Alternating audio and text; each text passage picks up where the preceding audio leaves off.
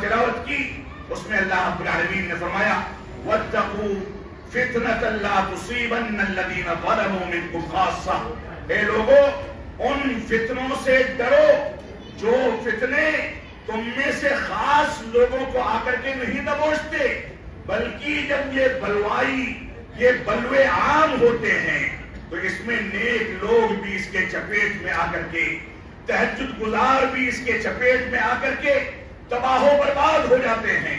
ہماری یہ ذمہ داری ہے کہ ہم علماء کرام کی قدردانی کو سمجھیں تو موجودہ دور کے جو فتنے ہیں ان سے بچنے کی کیا تدابیر ہیں، اس موضوع پر میں اس مختصر وقت میں بہت لمبی چوڑی کوئی تقریر تو نہیں کر سکتا، لیکن کوشش کروں گا کہ بعض اقوال کی روشنی میں آپ کے سامنے چند چیزیں پیش کر دیں۔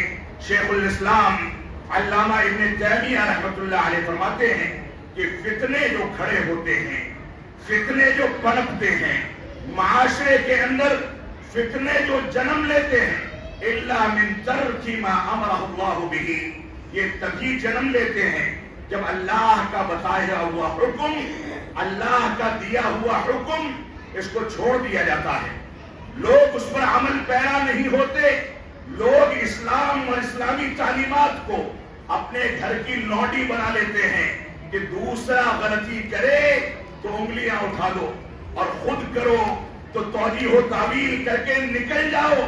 یہ مسلم معاشرے کی وہ تلخ حقیقت ہے جس سے ہم میں کا ہر ایک انسان گزر رہا ہے۔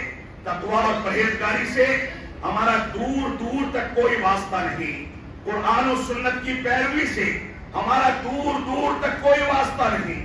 شریعت اسلامیہ کا کوئی مسئلہ نافذ کرنا ہو تو پڑوسیوں کے لیے بڑی غیرت جاگتی ہے، دوسروں کے لیے بڑی غیرت جاگتی ہے، لیکن جہاں اپنی گریبان میں جھانکنا ہو، اپنے گھر والوں کی اصلاح کرنی ہو، ہم ناکام ہو کر کے بیٹھ جاتے ہیں، اور اس کے بعد عیوب کو چھپانے کے لیے ایک خلافت کا نعرہ لگایا جاتا ہے کہ ملک میں خلافت قائم ہونی چاہیے۔ نعوذ باللہ من ذالک، ایک ایسا شخص جو خلافت کا دعوے دار ہو، خلافت کی بات کرے، جس کی خلافت نماز کی پابندی کے لیے اس کے سگے بچوں پر نہیں چلتی، جس کی خلافت اسلامی تعلیمات کی پیروکاری کے لیے اس کی بیوی کے اوپر نہیں چلتی، جس کے گھرانے میں داڑیاں موڑی جاتی ہیں، بیڑی سگریٹ پی جاتی ہے، شرک و بدعات کیے جاتے ہیں، ایسے افراد نکل کر کے کہیں کہ ہم خلافت قائم کریں گے، یہ کون سا مضحکہ ہے، یہ کون سا تماشا ہے؟ یہ اخوانیت اور اخوانیت سے نکلنے والے خوارج اور اس انداز کے فتنوں نے آج اسلام کی مکمل تعبیر کو تبدیل کر کے تباہ و برباد کر دیا ہے۔ اللہ رب العالمین ہم کو پوری سنجیدگی کے ساتھ ان چیزوں پر غور و تدبر کرنے کی توفیق عطا فرمائے۔ تو شیخ الاسلام علامہ ابن تیمیہ رحمۃ اللہ علیہ فرماتے ہیں کہ یہ فتنے تب واقع ہوتے ہیں جب اللہ رب العالمین کے حکم کو چھوڑ دیا جاتا ہے، اور اسی طریقے سے حق کی دعوت کو چھوڑ کر کے اور صبر و تحمل کی دعوت کو چھوڑ کر کے انسان زندگی گزارتا ہے، تو فتنہ یہ ہے اما من ترک الحق و اما من ترک الصبر، یا تو حق کو چھوڑنے کے نتیجے میں فتنہ ابھرتا ہے، یا صبر و تحمل کو چھوڑنے کے نتیجے میں یہ فتنہ ابھرتا ہے۔ آپ دیکھیں مسلمان ایک جانب اس کو حکم دیا گیا کہ اطاعت الہی اور دین اسلام کے اوامر پر قائم رہ کر کے صبر و تحمل سے کام لے، لیکن وہاں پر نمازیں چھوٹ جائیں، انسان شرک و بدعات کر لے، وہاں پر اس بات کی پرواہ نہیں ہے، لیکن کسی مسجد کو نشانہ بنا دیا جائے، اسلام دشمنوں کی جانب سے کوئی نعرہ بلند ہو مسلمانوں کو بھڑکانے کے لیے، تو وہی نوجوان جو سال سال بھر مسجدوں کا رخ نہیں کرتے، وہ نکل کر کے سب سے پہلے قتل و خوریزی اور فساد اور ایسے ہی فتنہ کھڑا کرنے اور مظاہروں کی ناجائز اور غلط پالیسیوں کو اختیار کر کے ملک کے اندر بے چینی پیدا کرنے کے لیے آگے آگے نظر آتے ہیں۔ ان سے پوچھا جائے کہ انہوں نے جس دن مظاہرہ کیا ہے، جس دن ان چیزوں پر عمل کیا ہے، کیا اسی دن ان کے محلے کی مسجد صلاۃ فجر میں ویران نہیں پڑی تھی؟ ان سے سوال کیا جائے کہ اس انداز کے جذباتی نعروں کے نتیجے میں کیا وہ اپنی گریبانوں میں جھانک کر کے اپنا جائزہ لیتے ہیں تو نتیجہ صفر نکلے گا۔ ہماری یہ ذمہ داری ہے کہ ہم صبر و تحمل سے کام لیں اور ایسے ہی حق گوئی کو اور امر بالمعروف اور نہی عن المنکر کے فریضے کو انجام دیتے رہیں۔ جہالت یہ صبر کی کمی اور ایسے ہی جذباتیت جو صبر کی کمی کے نتیجے میں پیدا ہوتی ہے، مسلمانوں کی پوری زندگی اسی سے تعبیر ہو کر کے تباہی کے دہانے پر پہنچ گئی۔ شیخ الاسلام علامہ ابن تیمیہ رحمۃ اللہ علیہ نے ایک دوسرے مقام پر فرمایا، یہ فتنے جو ہیں اس کے دو اسباب ہوتے ہیں، دو سبب کی وجہ سے یہ فتنے ابھرتے ہیں، یا تو علم کی کمزوری یعنی جہالت کا غلبہ، یا صبر کی کمزوری یعنی بے تابی، بے چینی، جذباتیت، شدت پسندی اور خوارج کے ذہن کو اخذ کر لینے کے نتیجے میں صبر و تحمل سے دوری۔ یہ دو چیزیں ایسی ہیں جس سے فتنے ابھرتے ہیں۔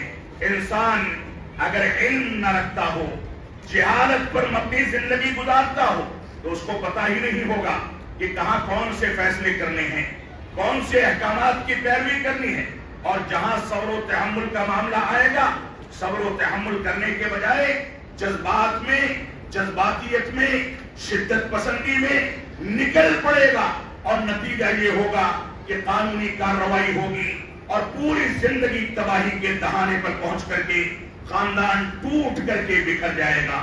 تو ہماری یہ ذمہ داری ہے کہ فتنے جن دو اسباب کی وجہ سے ابھرتے ہیں، ان دونوں اسباب کو اپنے معاشرے سے ختم کیا جائے، صبر و تحمل سے کام لیا جائے، اور یقین یعنی علم کے مطابق زندگی گزاری جائے۔ علم کے مطابق زندگی گزارنے کے لیے مدارس اسلامیہ جو علماء کے پروڈکٹ کو تیار کرتے ہیں، ان کو مضبوطی فراہم کرنا، علماء کرام سے اپنے رابطے کو مضبوط کرنا، علماء کرام کے مقام کو سمجھنا، ان کے حقوق کو ادا کرنا، علماء کرام سے مضبوط رشتے کو بنا کر کے چلنا، علماء کرام کی رہنمائی میں زندگی گزارنا، یہ ہماری ذمہ داری ہے کہ ہم جہل کو دور کرنے اور علم و یقین پر زندگی کو استقامت فراہم کرنے کے لیے علماء کرام سے جڑیں، تب جا کر کے ہماری زندگی سے یہ فتنے دور ہوں گے اور ہم امن و سکون کی زندگی گزار سکیں گے۔ اسی طریقے سے شیخ الاسلام علامہ ابن تیمیہ رحمۃ اللہ علیہ ایک اور مقام پر فرماتے ہیں جس کو صبر و یقین اور ایسے ہی شکر گزاری کی صفت سے متصف کر دیا گیا، جس کے اندر صبر کی صفت پیدا کر دی گئی اور یقین کی صفت پیدا کر دی گئی۔ جعلہ اللہ اماما فی الدین، اللہ رب العالمین اس کو دینی معاملات میں، اسلامی معاملات میں، دین کے امور میں امامت کا مقام عطا فرماتا ہے۔ کون سی دو چیزیں ہیں؟ آپ کو دین میں امامت کا درجہ لینا ہے تو صبر اور یقین کے ساتھ زندگی گزاریں۔ یقین در حقیقت علم کا دوسرا نام ہے، کیونکہ علم کی تعریف یہی ہے کہ جس چیز پر یقین حاصل کر لیا جائے، جن چیزوں کے اندر شبہات ہوں، جہالت کی آمیزش ہو، وہ یقین نہیں ہو سکتا، وہ علم نہیں ہو سکتا۔ لہذا ہماری یہ ذمہ داری ہے کہ موجودہ پرفتن دور میں ہم قرآن و سنت کی جانب رجوع کریں۔ اس دنیا کے اندر دو فتنے عموماً مسلمانوں کو گھیر کر کے چل رہے ہیں، ایک شبہات کا فتنہ ہے، ایک شہوات کا فتنہ ہے۔ انسان نفس پرستی لے کر کے چلے، حسن اخلاق کو کنارے کر دے، زناکاری، نشہ آور چیزوں کے استعمال، جھوٹ بولنے اور ان ساری کی ساری چیزوں میں وہ اپنی نفس پرستی کی جانب مائل ہو جائے، یہ شہوات کا فتنہ ہے۔ اس فتنے سے انسان کی ذات کو نقصان پہنچتا ہے۔ وہ سیاہ کاروں میں، جھوٹوں میں لکھا جاتا ہے، لیکن شبہات کا فتنہ یہ شیطان کا سب سے بڑا حربہ ہے. شیطان اسی وجہ سے شبہات پیدا کرنے کے لیے ایک مسلمان سے پوچھتا ہے کہ تم کو کس نے پیدا کیا, تم کو کس نے پیدا کیا, تم کو کس نے پیدا کیا. وہ مسلمان جواب دیتا ہے کہ میرے رب نے پیدا کیا ہے. شیطان اسی سوال پر اس کو باقی رکھ کر کے اپنے سے قریب کرتا ہے اور اس کے بعد کہتا ہے کہ تم کو تو تیرے رب نے پیدا کیا ہے. تیرے رب کو کس نے پیدا کیا؟ یہی شبہات کا فتنہ ہے جو دین اسلام کے عقائد میں, مناہج اسلامیہ میں اور منہج سلف میں پیدا کر کے آج شیطان کامیاب ہوتا اور مسکراتا نظر آتا ہے. کہیں اخوانیت کے نام پر اس شیطان کو کامیاب ہونے کا موقع ملتا ہے, کہیں صحابہ کرام کی تنقید کے نام پر اس شیطان کو کامیاب ہونے کا موقع ملتا ہے, کئی بعض صحابہ کو اپنی فقہی آرا کی حمایت میں ان سے روایتیں نہ ملنے کی بنیاد پر غیر فقیہ کہہ دینے اور غیر فقیہ ہونے کا فتویٰ دینے کے نام پر یہ شیطان مسلم معاشرے میں کامیاب ہوتا ہے. کہیں خلافت و ملوکیت کے بہانے سے صحابہ کرام پر تنقیدیں کرنے والوں کے زیر اثر مسلمانوں کو ڈال کر کے یہ شیطان کامیاب ہوتا ہے. تو یہ شبہات کا فتنہ یہ بہت خطرناک فتنہ ہے. اس فتنے سے بچنا تبھی ممکن ہو پائے گا جب ہم دینی تعلیمات سے, منہج سلف سے قریب آئیں اور منہج سلف کو سمجھنے کے لیے علماء کرام کی رہنمائی, علماء کرام کی صحبت اور علماء کرام کو تیار کرنے والے وہ منبع و مصدر جو قال اللہ اور قال رسول کی صداؤں کو بلند کرنے اور استحکام فراہم کرنے کے لیے اس دنیا میں وجود میں دیے گئے, ان کو مضبوط نہ کیا جائے. معاف فرمائیں گے اگر یہ مدارس اسلامیہ ایسے ہی کمزور ہوتے رہے تو اللہ کی قسم کوئی ایسا قابل اعتماد امام یا خطیب نہیں ملنے والا جو آپ کی مسجد میں امامت و خطابت کا فریضہ انجام دینے کے بعد آپ کے سوالوں کا تشفی بخش جواب دے سکے. اللہ کے نبی صلی اللہ علیہ وسلم نے اسی وجہ سے فرمایا کہ ان اللہ لا يقبض العلم انتزاعا, کہ اللہ رب العالمین اس علم کو ایک ساتھ نہیں اٹھاتا, ولكن يقبض العلم بقبض العلماء, بلکہ علماء کو دھیرے دھیرے اٹھا کر کے اس دنیا سے علم کو رخصت کیا جاتا ہے. یہاں تک کہ لوگ ایک دور ایسا آئے گا کہ جاہلوں کو اپنا مفتی بنا لیں گے, وہ جاہل جہالت کے باوجود, علم نہ ہونے کے باوجود ان کو جواب دیں گے. فضلوا واضلوا, خود بھی گمراہ ہوں گے اور ان کو بھی گمراہ کریں گے. یہ دور آ چکا ہے. سوشل میڈیا پر غیر علماء واعظین, انجینئرز, ڈاکٹرز اور اس انداز کے لوگوں کو سننے کا جو رواج ہے, اس کو سننے کے بعد ہمارا نوجوان علماء کی سادگی والی دعوت کو نہیں سننا چاہتا, علماء کی صحبت میں بیٹھ کر کے رہنمائی حاصل نہیں کرنا چاہتا. ہر انسان کی جیب میں موبائل نام کا ایک شیطان موجود ہے اور انگلیوں میں یہ ہنر موجود ہے کہ اپنے مسائل خود ذہن میں پیدا ہوں, خود سرچ کیا جائے, خود اس کا حل کر دیا جائے اور شیخ گوگل یا علامہ گوگل کے ذریعے اپنی زندگی کو تباہی کے حوالے کر دیا جائے. معاف فرمائیں گے آج یہ کیمروں کی رمق دمق اور کیمروں کا دور, سوشل میڈیا کا دور, اس نے منہج سلف کو کہیں نہ کہیں اس ناحیے سے نقصان یقیناً پہنچایا ہے کہ غیر علماء کو اس کے ذریعے سے لوگوں کے سامنے متعارف کرایا جائے اور مستحق علماء, علماء ربانی اس سے دور رہنے کے نتیجے میں گمنام ہو کر کے زندگی گزاریں. وہ اپنے بستروں پہ اپنی آخری عمر میں پڑے رہیں, ان کے بخار کو پوچھنے والا, ان کی صحت کو پوچھنے والا, ان کو دوائیں دلانے والا, ان کے لیے کھانے پینے کا انتظام کرنے والا, ان کو سہارا دینے والا کوئی نہ ہو. جس قوم میں علماء اتنی غربت کی زندگی گزارے اور غیر علماء کو کندھے پر بیٹھا کر کے دنیا کے سامنے پیش کیا جائے, معاف فرمائیں گے ہم نے اس کے ذریعے اپنی تباہی کو دعوت دی ہے. اللہ رب العالمین ہم کو اس تباہی سے بچنے اور دور رہنے کی توفیق عطا فرمائے. تو یہ فتنوں کا دور بہت ساری شکلوں میں ہمارے سامنے آتا ہے جاتا ہے. بہت سارے فتنے ہیں جن سے نپٹنے اور جن سے دور رہنے کی تدابیر پر غور و تدبر کرنے کی ضرورت ہے. تو اس وجہ سے ہماری یہ ذمہ داری ہے کہ ہم قرآن و سنت کی جانب اور منہج صحابہ اور علماء حق کی جانب رجوع کریں. ایک فتنہ جو موجودہ دور میں جس کی جانب اشارہ کر دیا گیا وہ بہت زیادہ عام ہوتا چلا جا رہا ہے. وہ فتنہ اپنی رائے کی بنیاد پر دینی مسائل کو حل کرنے کا فتنہ ہے. عمر بن خطاب رضی اللہ عنہ فرماتے ہیں ایاکم واصحاب الرائے، اے لوگوں خبردار سن لو کہ رائے دینے والوں سے اپنے آپ کو بچا کر کے رکھو، ان سے دور رہو. فإنہم اعداء السنن، کیونکہ رائے پر دین کو قائم کرنے والے یہ سنتوں کے دشمن ہیں. ان کو جب حدیث سمجھ میں نہیں آتی، دلائل اور نصوص سمجھ میں نہیں آتے، اور کیسے سمجھ میں آئیں گے؟ نہ ان کو عربی زبان آتی ہے، نہ درس نظامی میں انہوں نے مطالعہ کیا ہے، نہ علماء کی صحبت اختیار کی ہے. جب ان کو حدیثیں سمجھ میں نہیں آتی اور حروف اور اکثر جو ہوتے ہیں کتابوں کے، جب اس کو دیکھتے ہیں تو سر گھومنے لگتا ہے. ان کو حدیثوں کے اصول نے جب تھکا دیا، اس کی اہلیت نہیں رکھتے، تو ایسی صورت میں ان کا وتیرہ کیا ہے؟ ان کا وتیرہ ہے فقالوا بالرأی. تو ان لوگوں نے رائے کی بنیاد پر گفتگو کرنی شروع کی. فضلوا واضلوا، خود بھی گمراہ ہو گئے اور لوگوں کو بھی گمراہ کر دیا. یہ صورتحال ہمارے معاشرے کی بنتی چلی جا رہی ہے.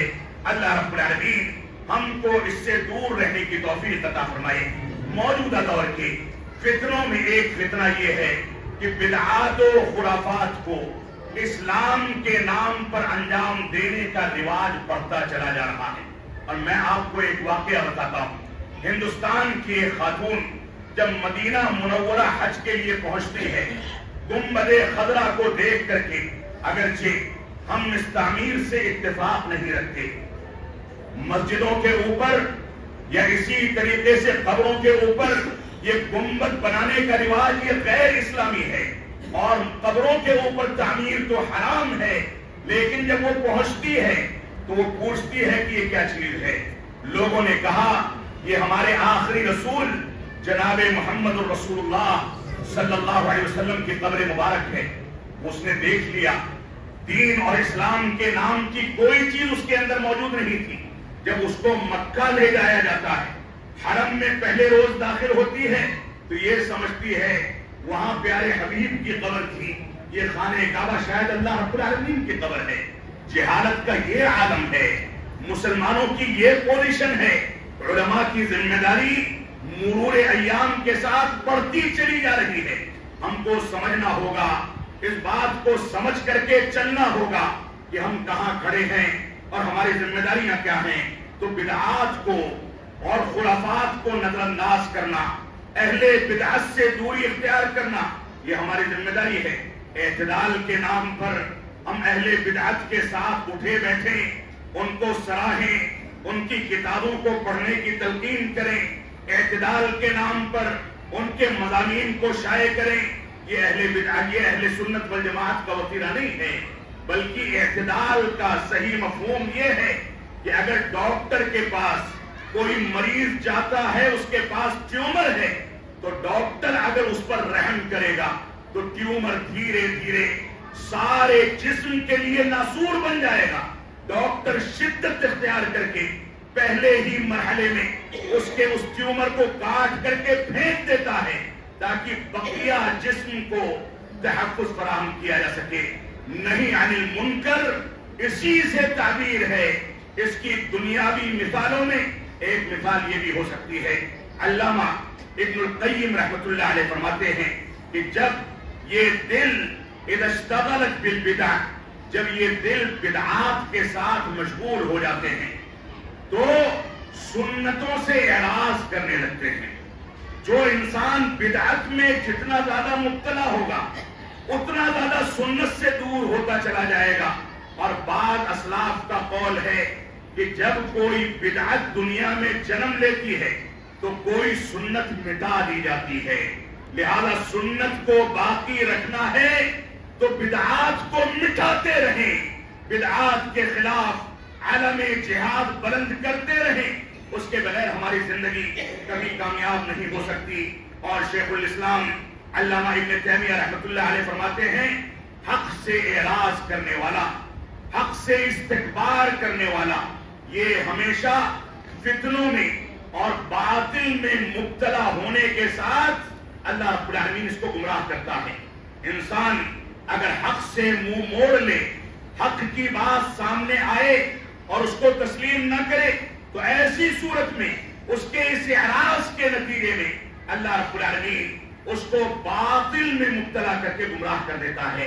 لہذا حق پر اگر قائم رہنا ہے تو باطل کو دور کیجیے، اہل باطل سے دوری اختیار کیجیے، بدعات و خرافات سے دوری اختیار کیجیے اور اہل بدعت سے برات کا اعلان کیجیے، تبھی آپ کامیاب ہو پائیں گے۔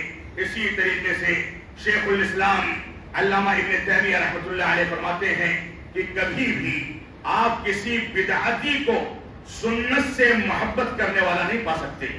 بدعتی جو ہوتا ہے وہ اپنی بدعت سے محبت کرتا ہے، اور بدعتی ہمیشہ حق کو چھپانے کا عادی ہو جاتا ہے۔ وہ دلائل آپ کے سامنے بیان نہیں کرتا، اگر بیان کرے گا تو اس کی بدعت کو ضرب پہنچے گی اور اس کا گورکھ دھندا اور اس کی دکان بند ہو جائے گی۔ تو فرماتے ہیں کہ مبتدع اور بدعتی ہمیشہ حق کو چھپانے کا اور دلائل کو چھپانے کا کام کرتا ہے، اور بالخصوص ان دلائل کو جو دلائل اس کے موقف کے خلاف ہیں۔ اسی طریقے سے وہ اس بات سے نفرت کرتا ہے کہ سنت کو ظاہر کیا جائے، اس بات سے نفرت کرتا ہے کہ سنت کی روایت کی جائے، اس بات سے نفرت کرتا ہے کہ سنت کے بارے میں گفتگو کی جائے۔ اور فرماتے ہیں کہ بعض سلف کا کہنا ہے من ابتدع احد الا نزعت حلاوة الحديث من قلبه، کہ جب بھی کوئی انسان بدعت کو اختیار کرتا ہے تو اس کے دل سے سنت کی حلاوت اور حدیث کی حلاوت کو ختم کر دیا جاتا ہے، وہ اس کی لذت کو محسوس نہیں کر سکتا۔ اور جب بھی انسان بدعات و خرافات میں مبتلا ہوتا ہے تو وہ سنت سے دور ہوتا چلا جاتا ہے۔ ابو ادریس خولانی رحمۃ اللہ علیہ فرماتے ہیں، معروف امام و فقیہ گزرے ہیں، فرماتے ہیں کہ میں اگر دیکھتا ہوں کہ مسجد کے اندر آگ لگ گئی ہے، اس کو بجھانے کی طاقت میرے اندر ہے، اور وہیں پر میں یہ دیکھتا ہوں کہ مسجد کے اندر بدعات و خرافات رواج پکڑ رہے ہیں، تو میں بدعات کو مٹانے اور بدعات کو ختم کرنے، بدعات کے خلاف آواز بلند کرنے کو ترجیح دوں گا، کیونکہ آگ سے ہونے والے نقصانات تو پورے کیے جا سکتے ہیں، لیکن بدعت کے نتیجے میں ایمان کی کمزوری اور منہج سلف سے دوری کا جو خسارہ ہے اس کو لے کر کے انسان صرف دنیا میں نہیں چلتا بلکہ قبر کے اندر بھی اس کے نتیجے میں اس کو عذاب ہوگا اور آخرت میں بھی ناکام ہوتا چلا جائے گا۔ یہی وجہ ہے کہ ہم کو غور و تدبر کرنا چاہیے، منہج کی سالمیت کے لیے، منہج پر استحکام کے لیے، منہج سلف پر قوت اختیار کرنے کے لیے قبر کے تینوں سوالات پر غور و تدبر اختیار کرنا چاہیے۔ وہ تینوں سوالات فروعات کے بارے میں نہیں ہوں گے، معاملات کے بارے میں نہیں ہوں گے، بلکہ وہ تینوں کے تینوں سوالات منہج سلف کے بنیادی گوشے ہیں کہ تمہارا رب کون ہے، اس کی ربوبیت، اس کی الوہیت، اس کے اسماء و صفات کا حق اگر ادا کیا ہوگا تو اس کا جواب دے سکیں گے۔ اس شخصیت کے بارے میں تم کیا کہتے ہو؟ دوسرا سوال ہوگا جس کو محمد الرسول اللہ صلی اللہ علیہ وسلم کے نام سے جانا جاتا تھا، اگر اتباع رسول کو اختیار کیا ہوگا، اس کے مطابق چلے ہوں گے تو اس کا جواب دے پائیں گے۔ اور تیسرا سوال ہوگا کہ تمہارا دین کیا ہے؟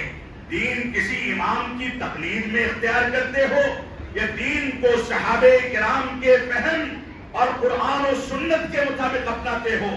اگر دین وہی دین خالص ہوگا جو 1400 سال پہلے رسول اکرم صلی اللہ علیہ وسلم کی زبان مبارک پر مکمل ہو گیا اور حجۃ الوداع میں آپ نے صحابہ کرام کو مخاطب کر کے بار بار پوچھا کہ کیا میں نے دین کی امانت کو، اسلام کی امانت کو تم تک پہنچا دیا؟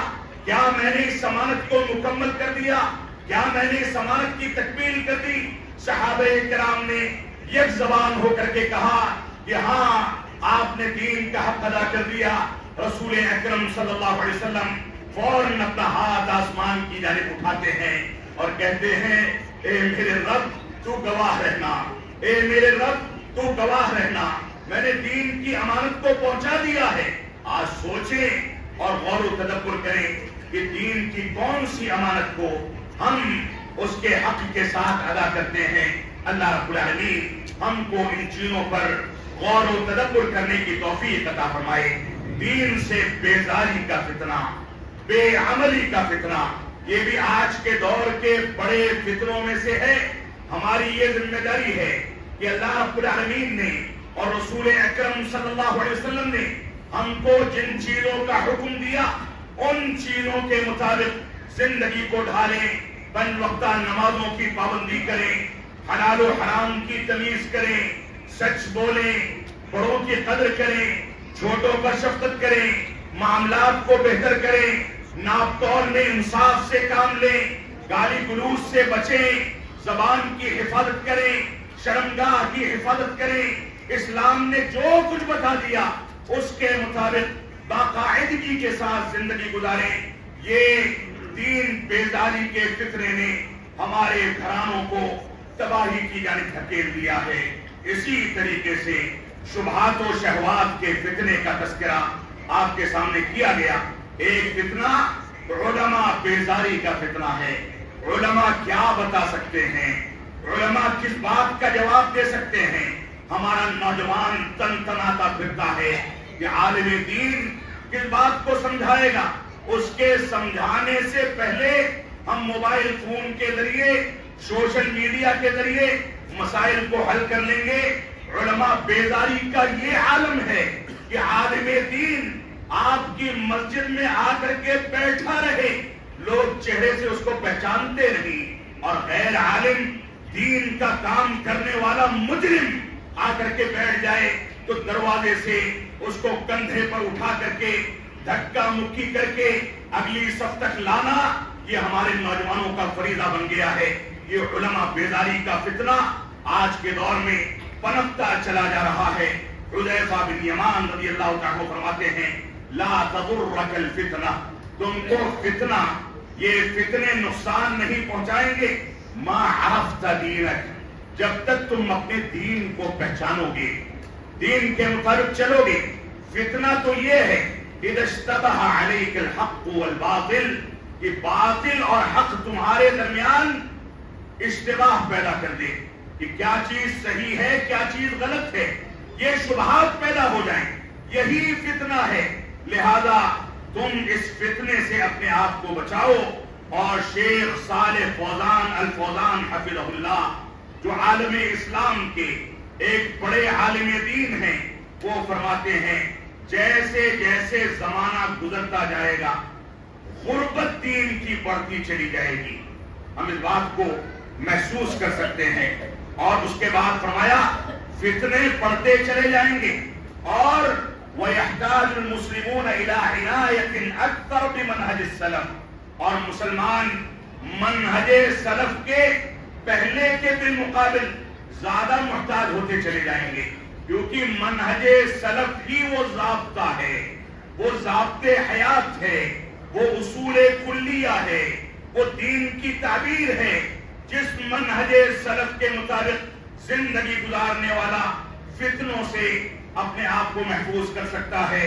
اللہ رب العالمین ہم کو قرآن و سنت کی پیروی کرنے کی توفیق عطا فرمائے۔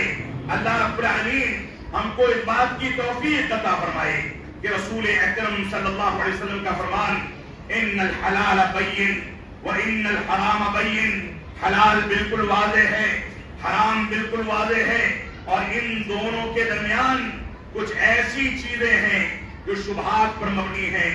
جو شبہات والی چیزوں کو چھوڑ دے گا گویا وہ اپنے دین کو تحفظ فراہم کر لے گا۔ لہذا شبہات کو چھوڑ کر کے یقین پر عمل کرو، حلال کو اپناؤ، حرام کو چھوڑو، شبہات والی چیزوں سے دوری اختیار کرو، کیونکہ یہ شبہات کے فتنے تم کو حرام میں لے جا کر کے پہنچا دیں گے، حلال سے دور کر دیں گے۔ لہذا تمہاری یہ ذمہ داری ہے کہ ان چیزوں میں تم اپنے آپ کو مشغول کر کے صحیح انداز سے زندگی گزارو، اپنے دل کو صالح بناؤ، کیونکہ یہ دل جو جسم کا ایک لوتھڑا ہے، گوشت کا ایک ٹکڑا ہے، اگر یہ صالح ہو جائے، پاکیزگی اختیار کر لے تو سارا جسم توانا اور سارا جسم تندرست ہو جاتا ہے۔ لہذا دل کو سیاہ کاریوں کے ذریعے، گناہوں کے ذریعے سیاہ نہ کیا جائے، بلکہ اس کی پاکیزگی کا سامان اختیار کیا جائے۔ اللہ رب العالمین ہم کو اس بات کی توفیق عطا فرمائے۔ اگرچہ اس موضوع کا حق ادا نہیں ہو سکا، لیکن ٹوٹے پھوٹے الفاظ میں تھوڑی بہت باتیں میں نے آپ کے سامنے ذکر کی ہیں۔ اللہ رب العالمین کی ذات سے امید ہے یہ آواز آپ کے دلوں میں اتری ہوگی۔ رب کائنات کی ذات سے امید ہے کہ یہ آواز جو آپ کے دلوں میں اتری ہے، آپ کے ذریعے آپ کی خواتین تک پہنچے گی، نئی نسلوں تک پہنچے گی، آپ کے پڑوسیوں تک پہنچے گی، آپ کے دوسرے بھائیوں تک پہنچے گی، دوسرے مکاتب فکر کے جو لوگ جو جہالت کی بنیاد پر سنت سے دوری اختیار کرتے ہیں، ان کو بتانے والا کوئی نہیں کہ بدعت کیا ہے، سنت کیا ہے۔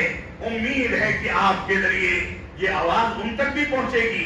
اللہ رب العالمین ہم کو قرآن و سنت کی پیروی کرنے اور منہج سلف پر استحکام اور استقامت اختیار کرنے کی توفیق عطا فرمائے۔ ہم جب تک جئیں، جب تک اسلام پر جئیں، جب ہمارا خاتمہ ہو تو ایمان پر ہو۔ وصلی اللہ علی نبینا محمد وعلی آلہ وصحبہ وسلم۔ والسلام علیکم ورحمۃ اللہ وبرکاتہ۔